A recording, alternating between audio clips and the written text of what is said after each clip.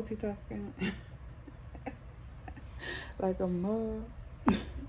So, excuse me, forgive me, but I'm behind on my entries. And just a forewarning, every time that I do my hair, camera or not, it's always a, oh, what the fuck are we doing? How do we even get here situation? So, if anything, if you do her, know anything about her, and you see me doing some stuff that's like, girl, what are you doing? I don't know. I'm just gonna forewarn you now. I have no idea. But anyway, I know I am behind. So the last time I talked to you guys, I got accepted into that program.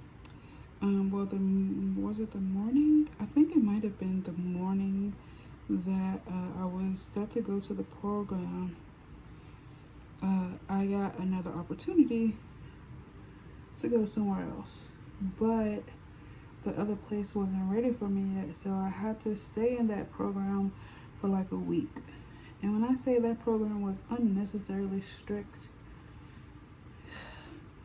but I avoided that TB test that I told you. I'm not ever gonna take one if I don't got to, so it's not gonna happen.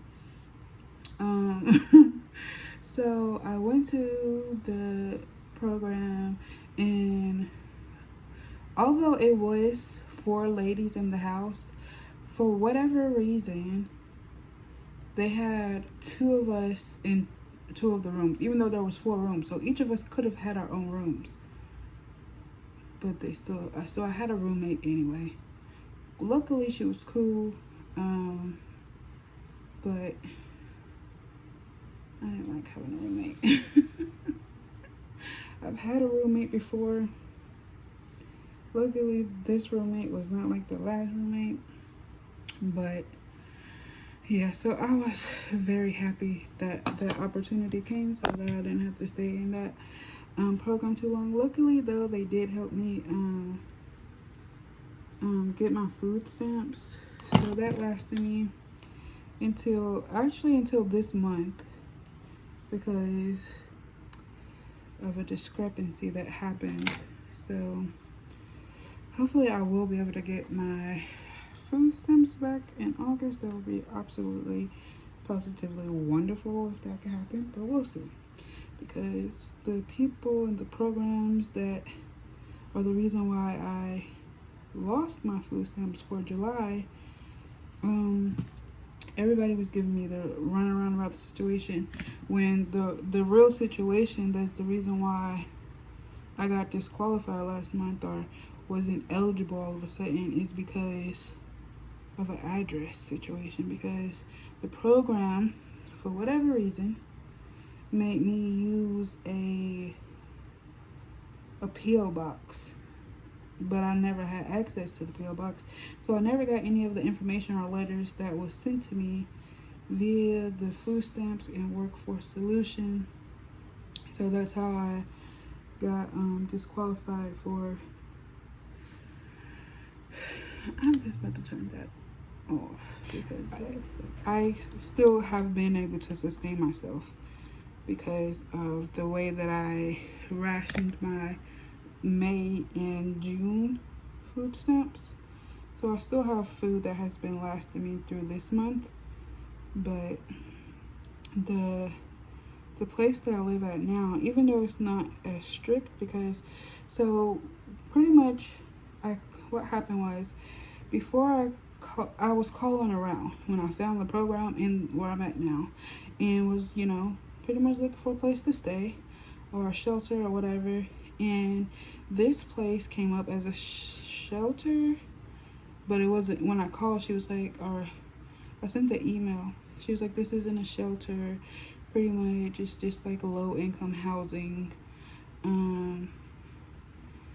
So the thing she said the lowest was like $750, and I was like, oh well, I don't got no money, so thank you though. So we ended up hanging up, and I kept calling around. So then I had the program, with the program,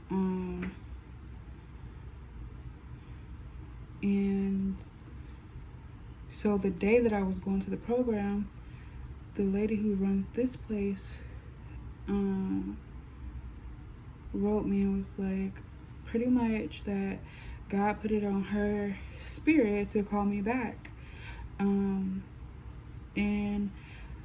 So we did an interview and was talking, and I was pretty much telling her what happened and why I'm even looking for a place to stay and why I didn't want to be at the program anymore. And so she gave me the opportunity to be a house manager.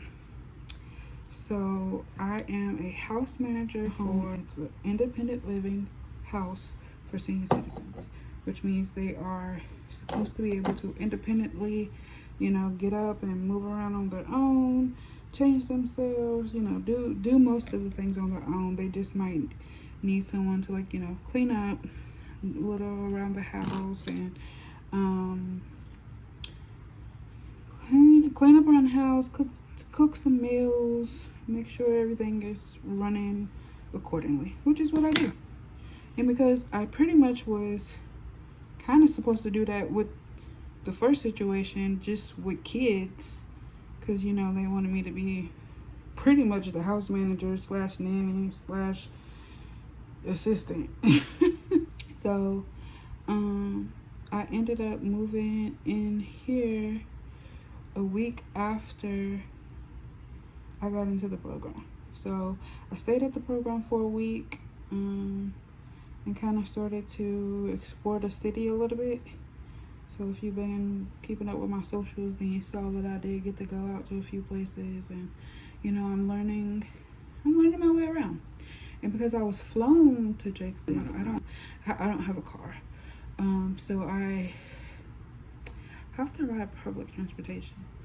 It's not really, of course, ideal. So that's what all happened in May. I stayed at that first week of May, I stayed at the program, and then after that, I've been here at this house since. But in June, we ended up getting there was already 2 residents here when I came, and they're cool. They're easy to manage, and it's easy. They're easier to deal with than some other situations, which I will get into. Dealing with these seniors are like dealing with children inside fully grown bodies.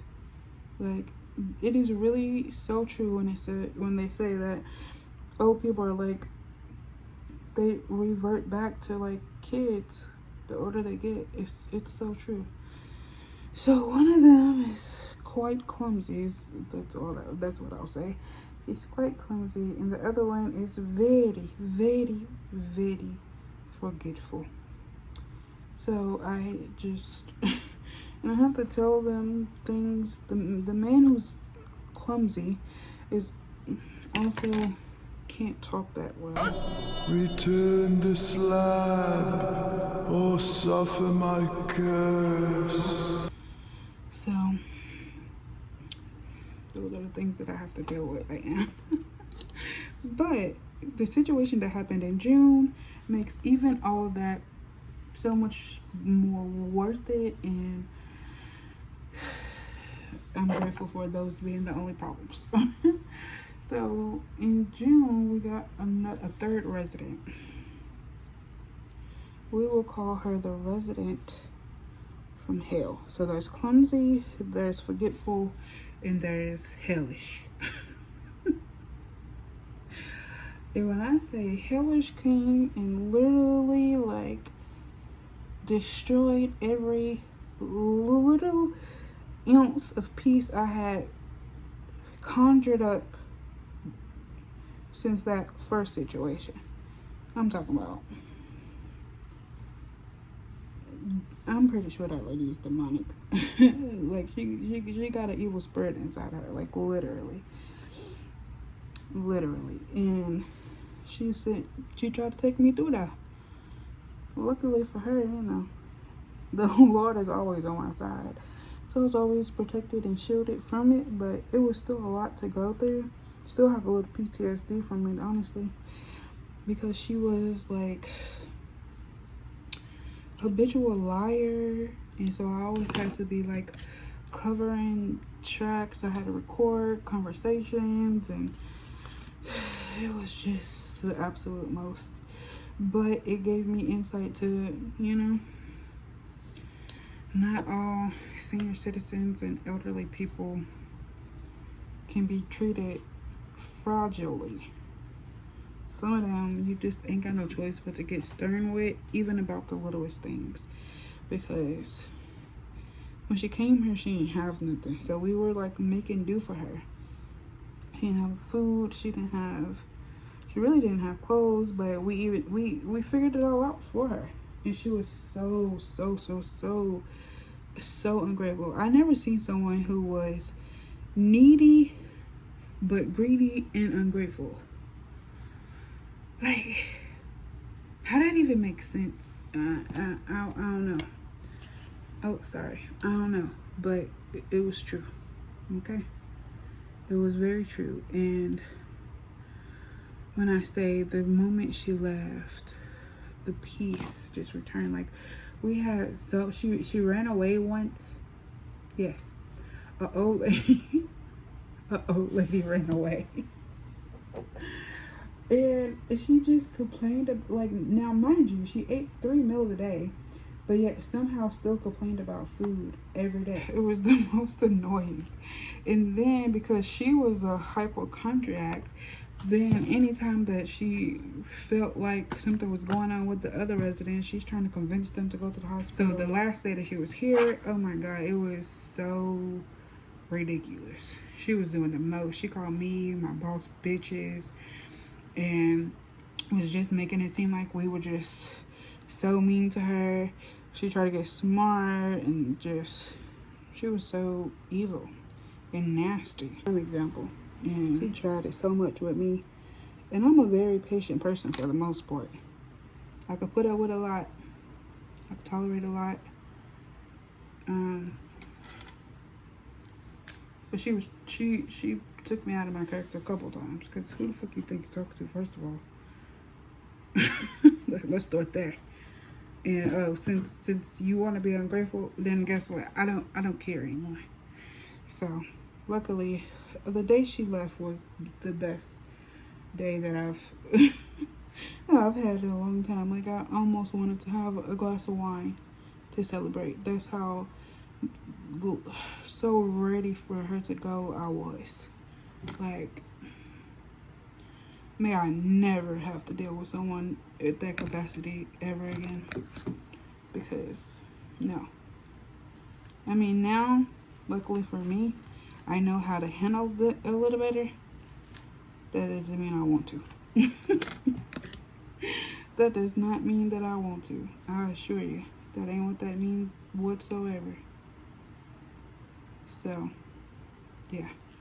I mean, luckily, you know, her multitude of social workers found her another place to stay.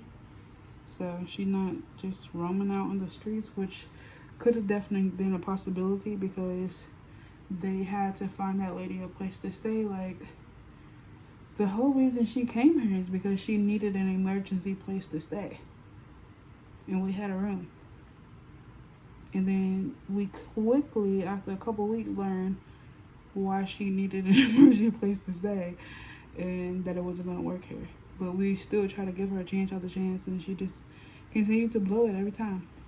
We had multiple meetings about it. It was a mess. July has been much more peaceful. They still get on my nerves.